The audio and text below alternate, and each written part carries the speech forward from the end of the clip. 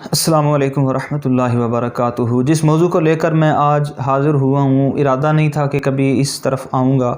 لیکن چند احباب نے، چند قریبی لوگوں نے اس طرف مجبور کیا ہے کہ اس طرف بھی کلام ہونا چاہیے اور وقت کی ضرورت بھی ہے۔ آپ سب جانتے ہوں گے جس طرح جہلم سے ایک فتنہ سر اٹھا رہا ہے، اس کے طریقہ واردات کو سمجھیں۔ اس ویڈیو میں ہم اسی طرف صرف گفتگو کا رخ رکھیں گے کہ اس کا طریقہ واردات کیا ہے جو عوام کو سمجھ نہیں آ رہا۔ اس کا طریقہ واردات، اس کو ہم ڈسکس کریں گے۔ تو طریقہ واردات اس کا یہ ہے، اس پر ڈائریکٹ گفتگو کرتے ہیں۔ طریقہ واردات اس کا یہ ہے، اور ہر باطل نظریہ لے کر اٹھنے والا اس کا طریقہ واردات یہی ہوتا ہے کہ لوگوں کا مائنڈ کنٹرول کیا جائے۔ مائنڈ کنٹرول کیا ہے؟ اس کا کیا طریقہ ہے؟ وہ یہ ہے کہ ایسی باتیں شروع میں کی جائیں جو عوام کو اپنی طرف کھینچتی ہیں۔ اب کسی سیاسی کو دیکھ لیں، کسی مذہبی کو دیکھ لیں، جتنے بھی رہنما ہیں، سیاسی رہنما، مذہبی رہنما، جب وہ شروع میں اٹھتے ہیں تو وہ عوام کے سامنے ایسی باتیں کرتے ہیں جو عوام کے ذہن کو باتی ہیں، عوام ان کو قبول کرتی ہے، عوام اس کی طرف دوڑتی ہے۔ تو یہی طریقہ واردات اس نے بھی اپنایا ہے، اور اس نے شروع میں یہ نعرہ لگایا کہ میں صرف اور صرف قرآن اور حدیث کی بات کروں گا۔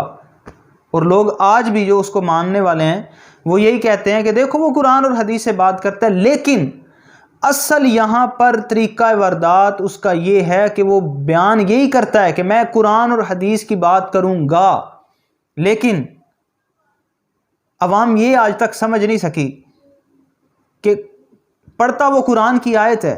لیکن اس کا معنی اور مفہوم وہ اپنے ذہن سے، اپنا خود گڑا ہوا جو معنی ہوتا ہے، مفہوم ہوتا ہے، وہ بیان کرتا ہے۔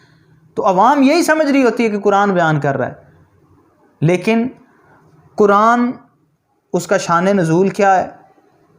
اس کا سیاق و سباق کیا ہے،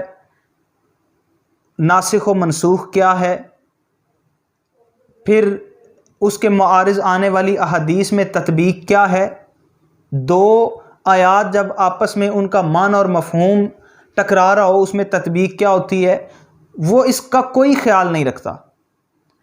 اکابرین علماء اور مفسرین جو اس آیت کے متعلق فرما رہے ہوتے ہیں، جو 1400 سال سے آج تک تفاسیر ہیں، ان میں جو مفسرین نے لکھا، جو اس امت کے اجلہ علماء کہلاتے ہیں، انہوں نے کیا لکھا اس کو بالکل ٹھکرا دیتا ہے، اور جو اس کا اپنا جو ذہن ہے، اس کا اپنا مائنڈ ہے، جس کو وہ قبول کر رہا ہوتا ہے، وہ اس کو بیان کر دیتا ہے۔ اور لوگ یہ سمجھ رہے ہوتے ہیں قرآن پڑھ رہا ہے، میں صرف حدیث بیان کروں گا، اور پھر حدیث بھی وہ اپنے مطلب کی بیان کرتا ہے، اپنے مطلب کا معنی اور مفہوم بیان کرتا ہے، اور پھر عوام یہی سمجھ رہی ہوتی ہے جی حدیث بیان کی ہے، اس میں کون سی غلط بات ہے۔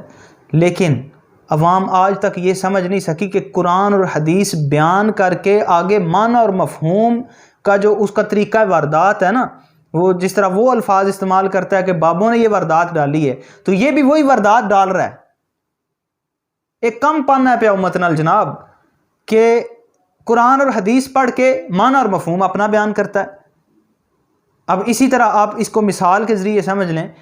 کہ کوئی یہ اٹھے اور نعرہ لگائے کہ میں صرف اور صرف قرآن اور حدیث کی بات کروں گا، اور پھر وہ قرآن کی آیت پڑھے،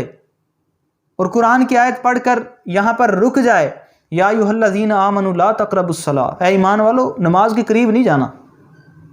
اور پھر وہ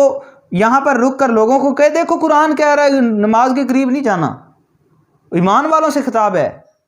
اللہ تعالیٰ ایمان والوں کو بیان کر رہا ہے جناب کہ نماز کے قریب نہیں جانا۔ تو دیکھو میں تو قرآن ہی بس بیان کر رہا ہوں، میں نے اپنی طرف سے کوئی بات کی ہے؟ تو یہاں پر آ کر وقف کر دینا، رک جانا، آدھی آیت کو بیان کر دینا اور باقی کو چھوڑ دینا، یہ اپنا مفہوم ہے تو قرآن مفہوم اپنا بیان کر رہا ہے۔ تو اس لیے اس کے طریقہ واردات کو سمجھیں کہ جو آیت، جو حدیث یہ پڑھتا ہے،